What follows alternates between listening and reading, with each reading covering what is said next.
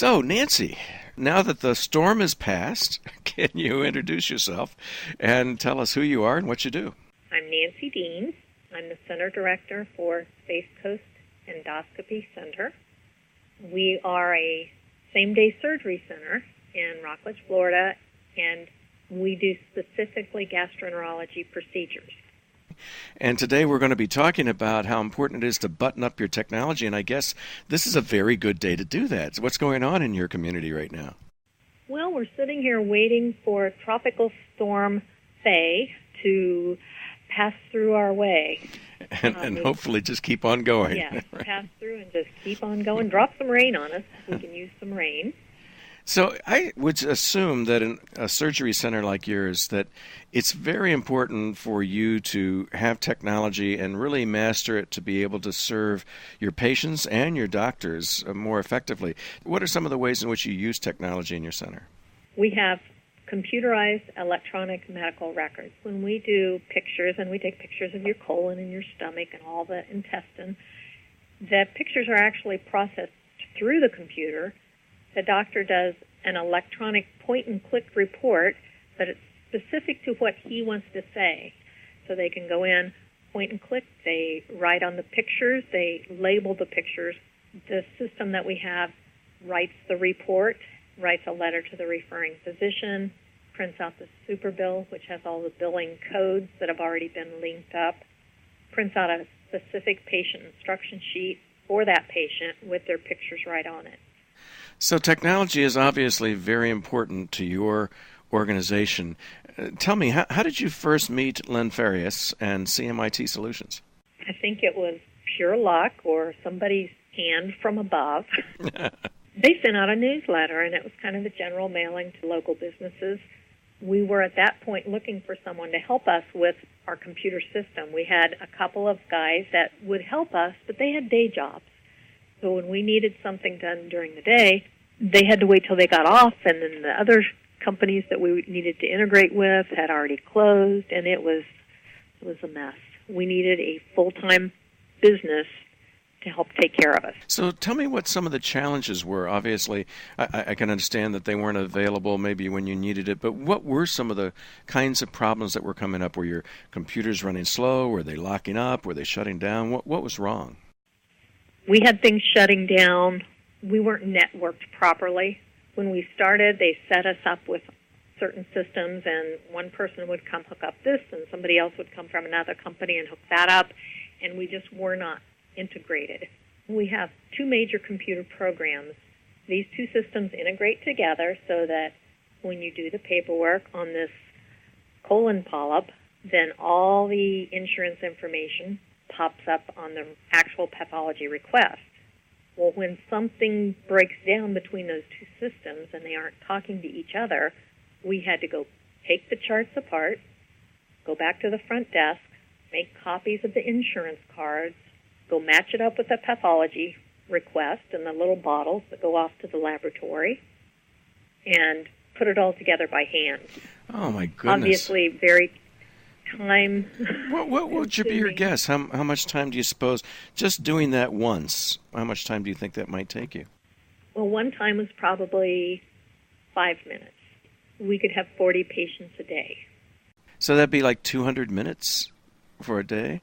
And how often during a year might that happen? We probably had 2 weeks altogether, so maybe 10 days that were failures. And what would often happen is you wouldn't realize it till halfway through the day.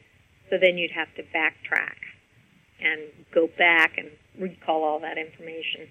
So that little tiny transaction would end up being about 2,000 minutes a year, which is equivalent to 33 hours, which is almost a week of work. Wow.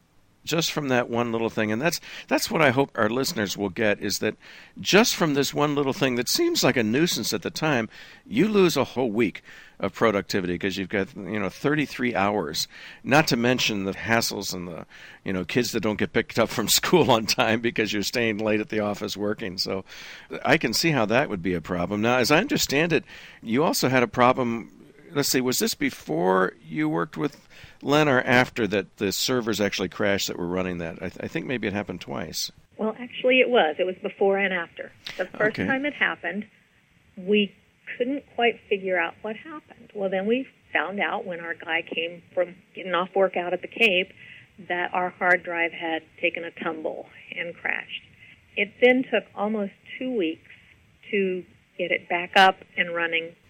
That's when we decided we needed a real computer company to help us through, and that's when we talked to Lynn. Right. Our doctors had a little trouble understanding the financial part of it. What do you mean we're going to pay them X amount of dollars just to watch our computers?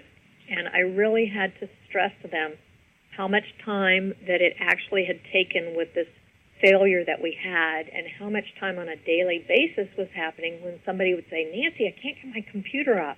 So it really took a lot of work to get them to realize how important it was. So you got them to sign up on the Marathon Managed Services platform. And so I'm assuming then that once they put that on, all your problems went away.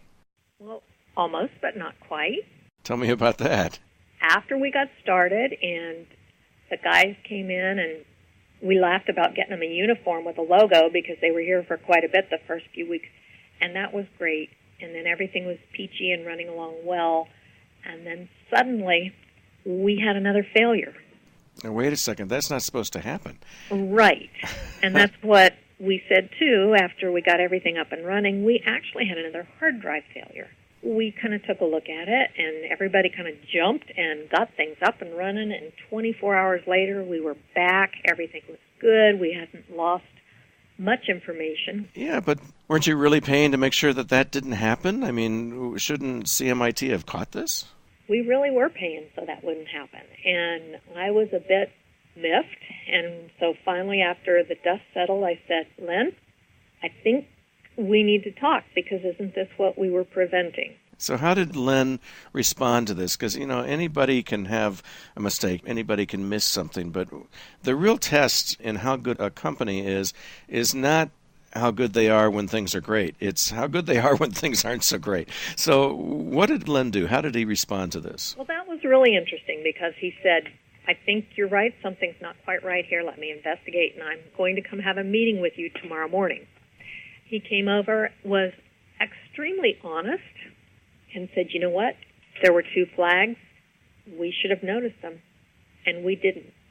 I knew that would be the end of CMIT with us, that the doctors would say, see, I told you we shouldn't be paying them for that. Now look what happened. Right. It so happened that we were having a physicians board meeting the next night.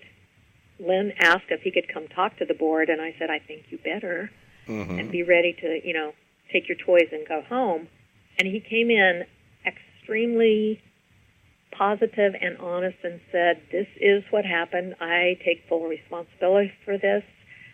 This shouldn't have happened, but it did, and we're not going to focus on what did happen, but what we could do to prevent this in the future. The fact that he was very forthright and honest with the physicians was amazing to me, that the physician said, well, yeah, you're right. Things do happen. And I like the way this guy handled it, and I think we're going to keep him on board.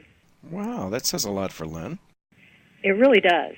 Yeah. I really thought that would be the end of us, and all I could think of was, I don't know where we're going to find another company that can do this for us, because I'd already spent months kind of looking at some other people. Right. And so if I can summarize, it sounds like they put you on Marathon, they set up the alerts.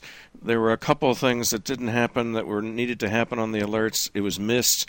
Therefore, there was a crash. Now, the crash probably would have happened eventually anyway. They didn't create the failure in a hard drive, but you were paying for them to be able to catch that. They might have been able to catch it a little bit faster, but they came in, they fixed it, they got you back up. I'm assuming you didn't have to pay for that time? No. But then they came back, they got the system to really work, and that's part of what happens with their system also, is that they can do a lot of their work remotely.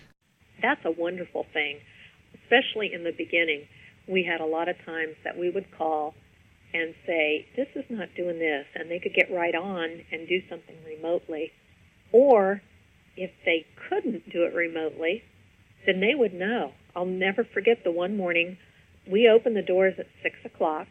Our first patients come at 6:15 or 6:30, and the girls got here and there was somebody sitting on the front doorstep. Well, it was Len. He had been alerted during the night that something was not working.